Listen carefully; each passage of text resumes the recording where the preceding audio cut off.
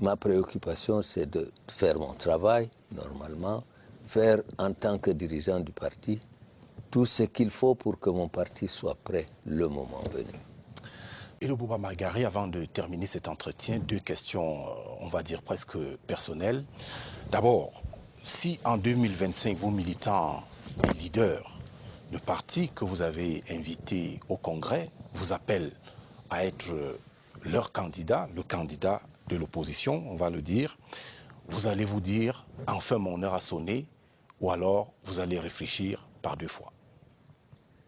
Eh bien, d'abord, la fin de votre question indique bien que on ne se présente pas à une élection simplement par plaisir ou on se prépare d'abord à une élection. Et j'ai dit au cours de cette émission que notre parti se prépare à avoir toutes les conditions. Se prépare pour avoir des représentants élus dans toutes nos circonscriptions. C'est par là qu'on s'assure que les conditions sont réunies pour participer à l'élection qui semble intéresser beaucoup de gens. C'est normal, c'est l'élection suprême et un parti doit remplir ces conditions. Et l'UNDP travaille. L'UNDP choisit son candidat démocratiquement dans les formules retenues. Il y a ce qu'on appelle des investitures et l'élection présidentielle qui n'est pas une nouveauté pour l'UNDP. Tout le monde sait bien que l'UNDP avait participé à une élection présidentielle avec son représentant, mais personne ne peut dire que l'UNDP ne se représentera plus à une élection présidentielle.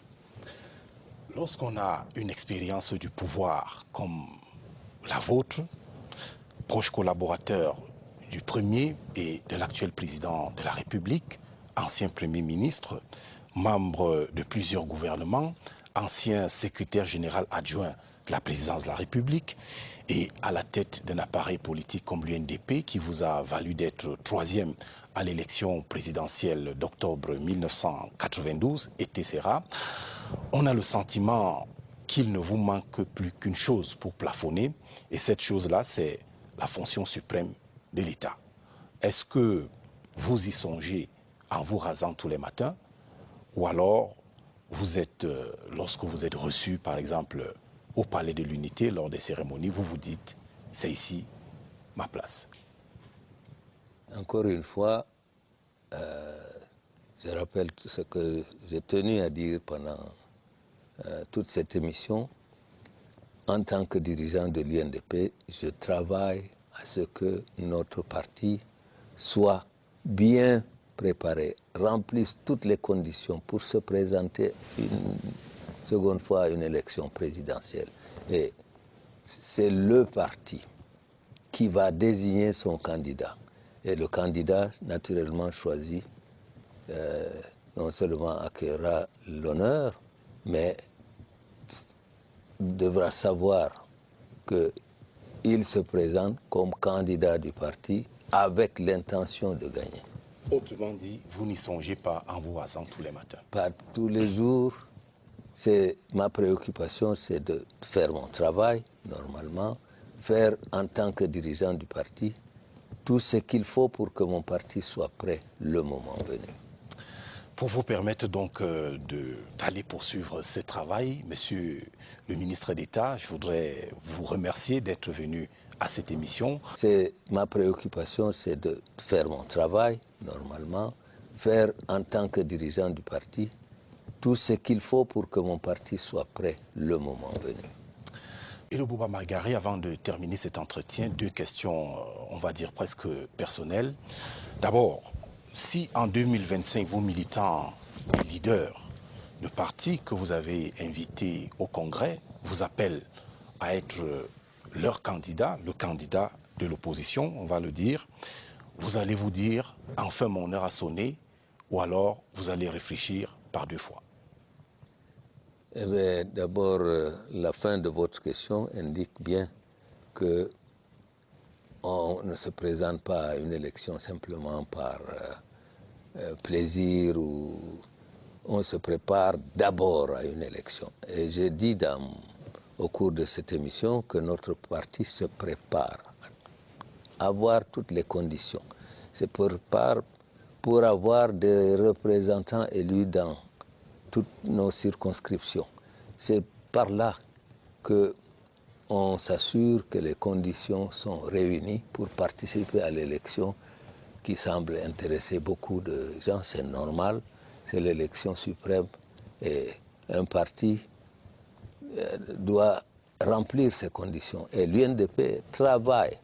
L'UNDP choisit son candidat démocratiquement dans les formules retenues. Il y a ce qu'on appelle des investitures et l'élection présidentielle qui n'est pas une nouveauté pour l'UNDP. Tout le monde sait bien que l'UNDP avait participé à une élection présidentielle avec son représentant. Mais personne ne peut dire que l'UNDP ne se présentera plus à une élection présidentielle.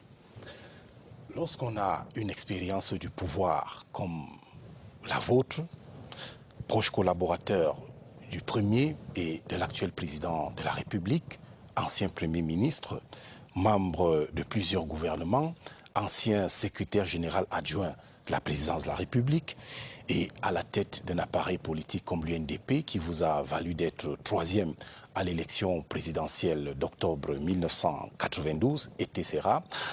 On a le sentiment qu'il ne vous manque plus qu'une chose pour plafonner, et cette chose-là, c'est la fonction suprême de l'État.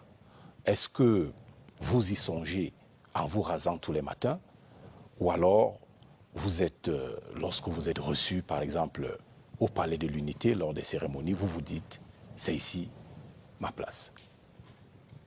Encore une fois, je rappelle ce que j'ai tenu à dire pendant toute cette émission. En tant que dirigeant de l'UNDP, je travaille à ce que notre parti soit bien préparé, remplisse toutes les conditions pour se présenter une seconde fois à une élection présidentielle. Et c'est le parti qui va désigner son candidat. Et le candidat, naturellement choisi, non seulement acquérera l'honneur, mais devra savoir qu'il se présente comme candidat du parti avec l'intention de gagner. Autrement dit, vous n'y songez pas en vous rasant tous les matins? Pas tous les jours. Ma préoccupation, c'est de faire mon travail, normalement, faire en tant que dirigeant du parti tout ce qu'il faut pour que mon parti soit prêt le moment venu. Pour vous permettre donc d'aller poursuivre ce travail, Monsieur le ministre d'État, je voudrais vous remercier d'être venu à cette émission.